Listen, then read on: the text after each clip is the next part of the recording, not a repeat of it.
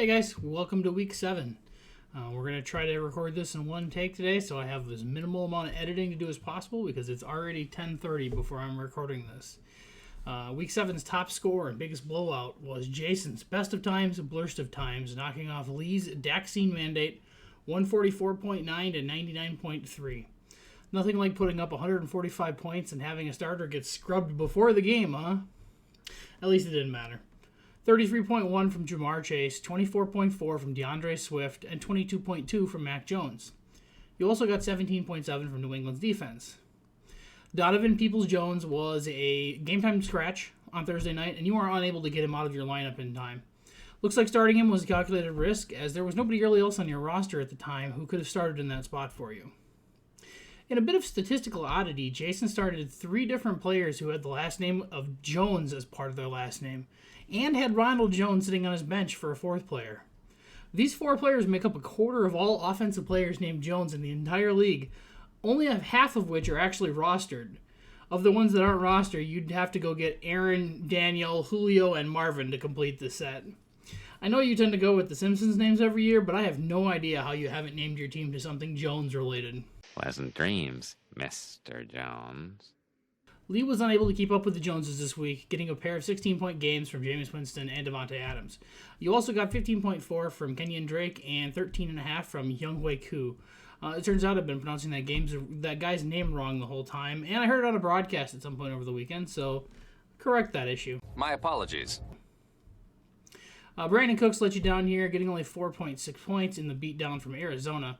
It should be interesting to see what happens with Brandon Cooks. I just saw his name in a trade rumor to Green Bay. Could have picked up a few points by swapping in Dallas Goedert for Noah Fant or Rashad Bateman, but apparently you got sick of that choice and then finally traded him off to Derek, so you wouldn't have to make that choice anymore. Only took you 4 weeks to get rid of him. You've been trying for a while. Moving on, in Week 7's closest game, the Deuce's Quad D hands Derek some motherfucker his first loss of the season, 95 to 82.5, a 13.5 point margin of victory. The Deuce bounced back in a big way after last week's loss to the second place team by beating the first place team this week.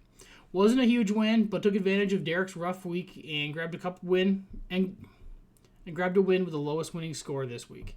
You were led by 24.6 from Aaron Rodgers, a pair of 12-point games from Robert Woods and Kenny G, and a pair of 10-point games from Travis Kelce and Matt Gay. You had your optimal lineup in. You had no one on the bench that scored any points. Actually, both of you had 0 points on the bench this week, as the byes and injuries left you guys shorthanded. No one left to fight, so. Derek was led this week by 21.4 from Kyler Murray, 16.6 from DK Metcalf, and 13 from Christian Kirk. I hope you have a super shitty week this week, but as beat the fuck up as Green Bay is, I don't know that that's going to be the case. You got a big goose egg from Trey Sermon and just 1.7 from Brandon Ayuk. Not really a strong game from San Francisco's offense versus the Sea Chickens.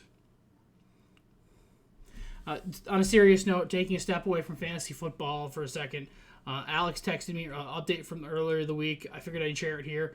It reads along these lines. I tried to paraphrase it to make sure that it made the most amount of sense.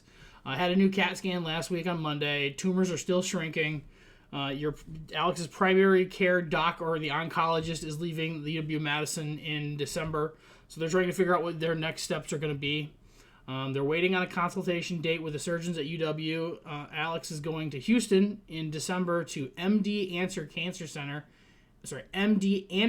Cancer Center to meet with an oncologist and some surgeons there that specialize in carcinoma cancers.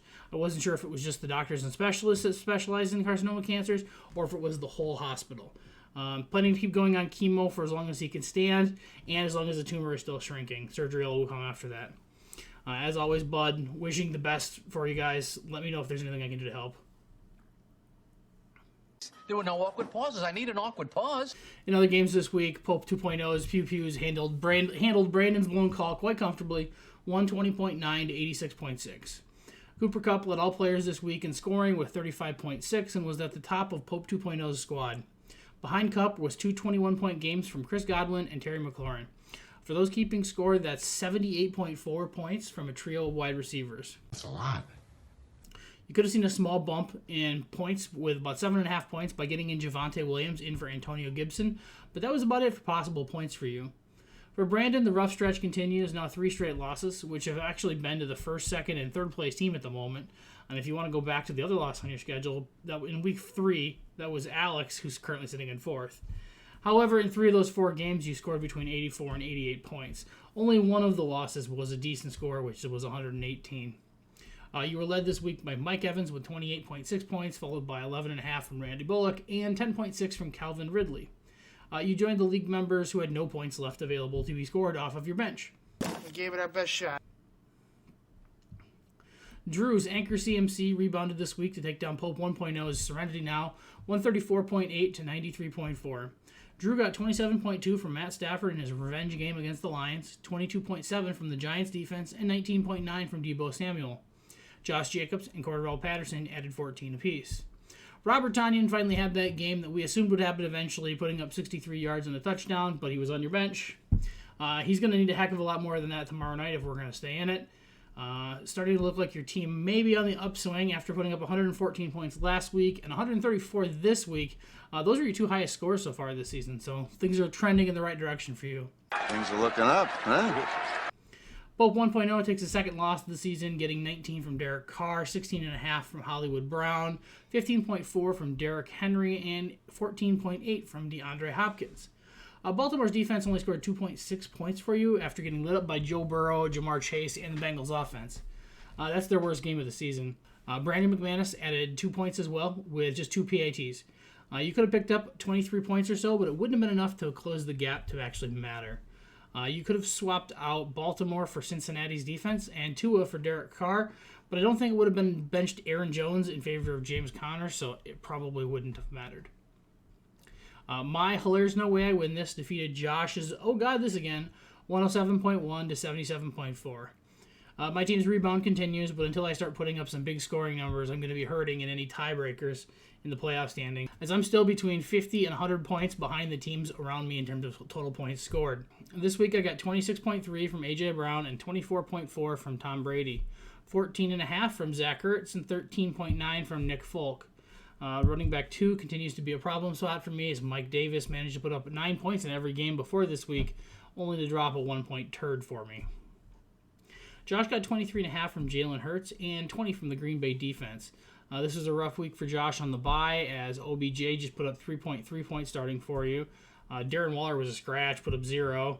Sony Michel had 4 rushing yards, and Gio Bernard had 5 rushing yards and at least 2 catches.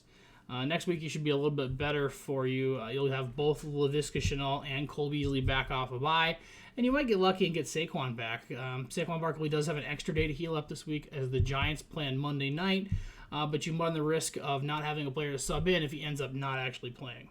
I never think that far ahead. In the spirit of Halloween, Tom's I Can See for Miles and Miles defeats his own personal monster, Like Baba Yaga.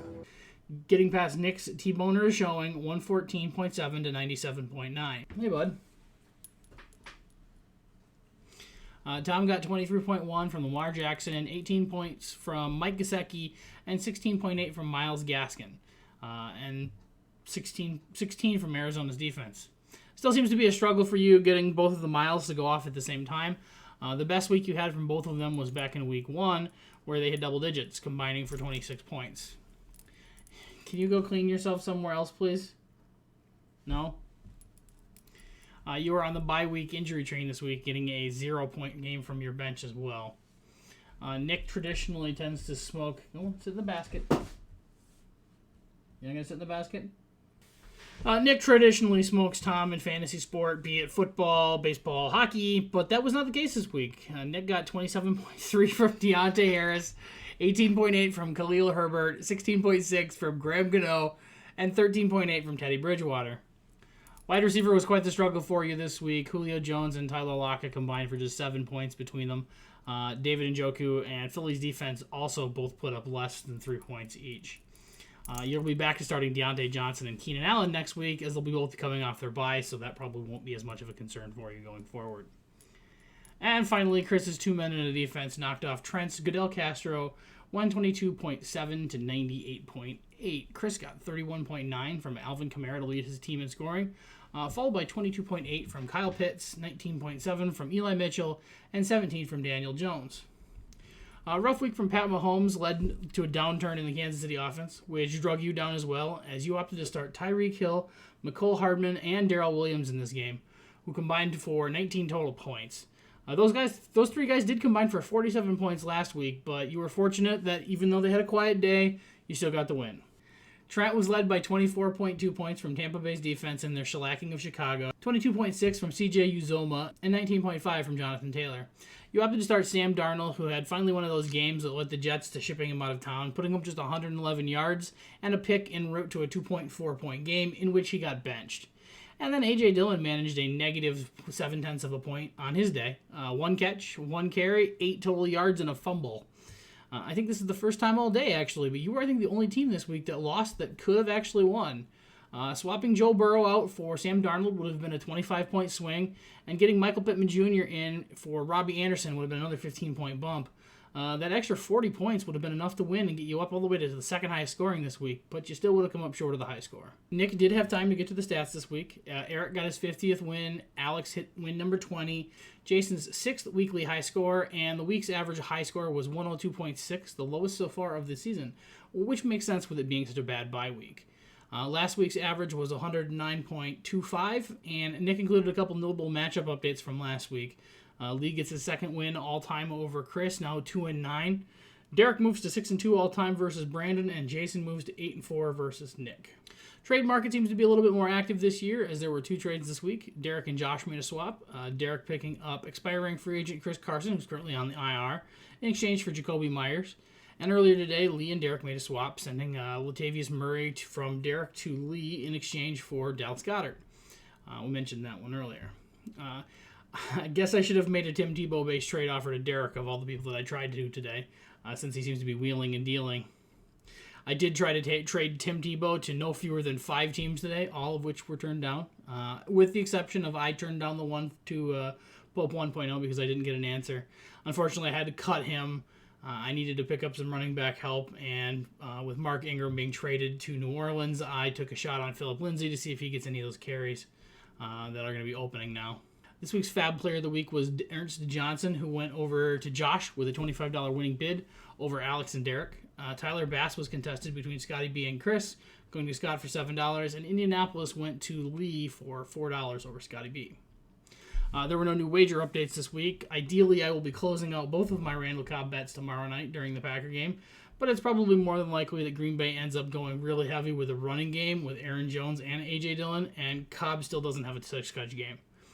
It wouldn't surprise me to see both of them in the game at the same time and splitting Aaron Jones out of the backfield and catching a lot of passes and having A.J. Dillon in there to run if they're going to run them both out there. That's all for tonight. I will see you back here to recap Week 8 next week.